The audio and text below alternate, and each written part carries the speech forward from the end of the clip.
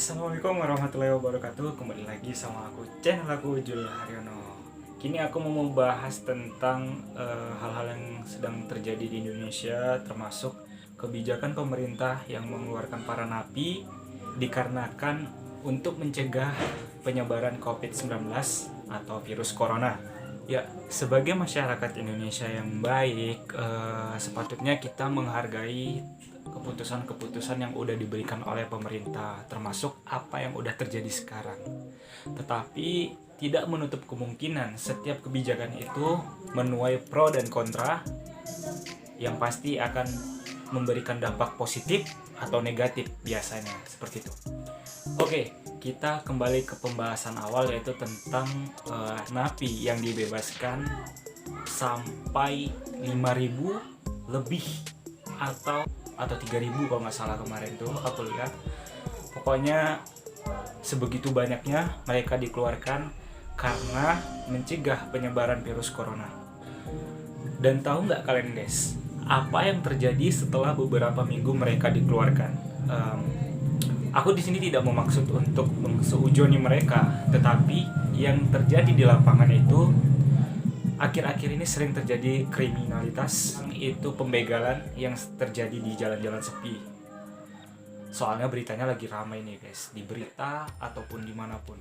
Jadi aku ingin merangkum itu di sini supaya kalian bisa lihat. Oke, sekarang saya memiliki 4 video yang nanti saya akan tayangkan.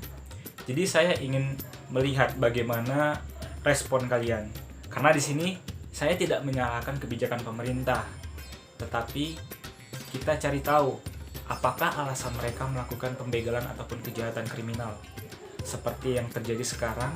Virus corona ini telah mengganggu perekonomian Indonesia. Jadi masyarakat Indonesia itu menjadi kehilangan pekerjaan ataupun apa. Apakah memang karena itu ataukah memang kejahatan belis mereka kembali terjadi di lapangan. Jadi kita tengok dulu lah. Menteri Hukum dan HAM Yasona Lauli menyatakan hingga hari ini sebanyak 5.556 narapidana telah dikeluarkan dan dibebaskan sebagai bagian dari upaya pencegahan penyebaran virus corona di lembaga permasyarakatan. Yasona menjelaskan, pelepasan narapidana itu merujuk pada Peraturan Menteri Hukum dan HAM Nomor 10 Tahun 2020 dan Keputusan Menteri Hukum dan HAM tentang pengeluaran dan pembebasan narapidana dan anak melalui asimilasi dan integrasi dalam rangka pencegahan dan penanggulangan penyebaran COVID-19. Hal tersebut disampaikan langsung Yasona dalam rapat kerja dengan Komisi 3 DPR yang digelar virtual Rabu 1 April 2020. Ia mengatakan melalui peraturan dan keputusan itu diperkirakan Kemenkumham dapat mengeluarkan dan melepaskan 30.000 hingga 35.000 narapidana. Syarat yang harus dipenuhi bagi narapidana dan anak untuk dapat keluar melalui asimilasi adalah telah menjalani 2/3 masa pidana bagi narapidana dan telah menjalani 1/2 masa pidana pada 31 Desember 2020 bagi anak.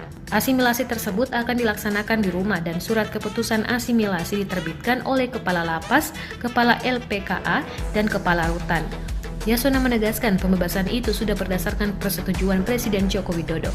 Ia pun meminta Kepala Lapas dan Kepala Rutan memantau pelaksanaan pelepasan ribuan napi ini. Video 1. Kejadian di Depok pada pukul 16.50 hari Senin, tanggal 20 bulan 4 2020 kemarin. Keterangan korban, ada 2 orang, di mana mereka sedang berteduh karena hujan. Kemudian tiba-tiba para begal merampas HP mereka dan melukai sedikit leher temannya dengan celurit sampai berdarah. Video yang kedua, kejadian di Jakarta Utara, tepatnya dekat jembatan Ancol Tanjung Priok. Seorang begal ditembak mati petugas karena melakukan kriminalitas. Kejadian pada Minggu, tanggal 19 bulan 4 2020. Video yang ketiga sempat viral nih guys di media sosial seperti Instagram, Facebook, Twitter. Mungkin udah masuk YouTube karena saya juga mengambil dari beberapa sumber nih guys videonya. Jadi kejadian maling motor ini terjadi di kompleks Taman Melati, Pengasihan Depok. Wah, ternyata ini sama kejadiannya seperti video yang pertama tadi guys. Kejadiannya pada hari Sabtu pagi tanggal 18 bulan 4 2020. Sementara kejadian pembegalan yang pertama itu terjadi pada hari Senin tanggal 20 bulan 4 2020. Benar, Depok sudah rawan guys sama kriminalitas. Semoga Depok bisa lebih aman lagi ya guys. Amin.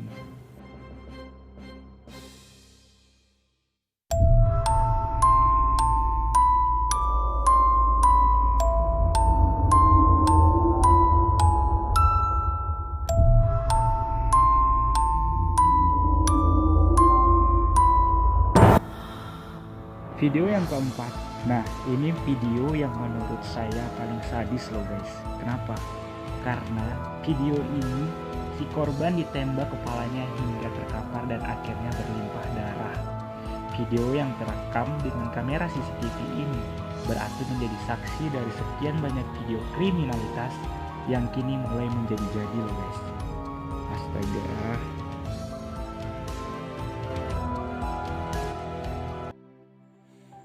Bagaimana guys? Setelah kalian tonton videonya, menurut saya itu mengerikan loh guys. Kenapa? Ya, karena sekeji itu mereka melakukan kejahatan. Seperti video yang terakhir. Kalian tahu nggak video yang terakhir itu? Sampai mereka menembak kepalanya.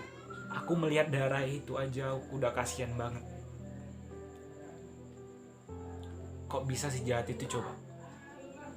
Jadi gini, kalian bisa memberikan jawaban kalian, tanggapan kalian bagaimana menanggapi sebuah peristiwa yang sedang terjadi sekarang, baik itu mulai dari corona dan kejahatan kriminal, di mana kejahatan kriminal ini sebenarnya tidak sepenuhnya karena kebijakan pemerintah juga sih, tetapi tidak menutup kemungkinan kejahatan kriminal itu terjadi karena kebijakan pemerintah.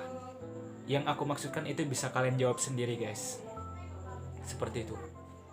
Jadi guys, aku baru menulis kesimpulan yang tidak lepas dari video kejadian kriminal yang tadi. Jadi akan aku bacakan. Semoga ini menjadi suara masyarakat dan suara kita bersama. Jadi kesimpulannya, menurut aku, sebagai salah satu rakyat Indonesia yang tidak sepenuhnya tahu hukum, tapi dituntut untuk bijak menanggapi setiap peristiwa yang terjadi. Tidak seperti orang-orang yang bodoh yang terlalu mudah termakan oleh pemberitaan hoax. Ya, memang begitu kan yang terjadi sering di lapangan guys. Jadi kalian harus lebih perhatikan lagi, lebih bijaksana lagi untuk menanggapi setiap berita guys. Jadi tidak melebar seperti seujon atau fitnah atau menghakimi seseorang.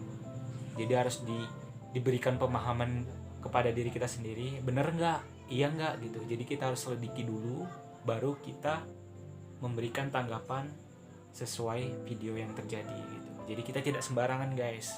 Jadi harus bijak, oke?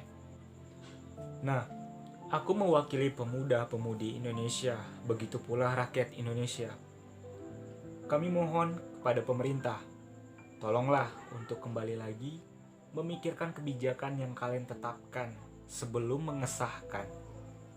Oke? Kami bukan tidak menghargai semua perintah kalian atau kebijakan yang kalian berikan kepada rakyatmu. Tapi pikirkanlah apa akibat kedepannya yang akan terjadi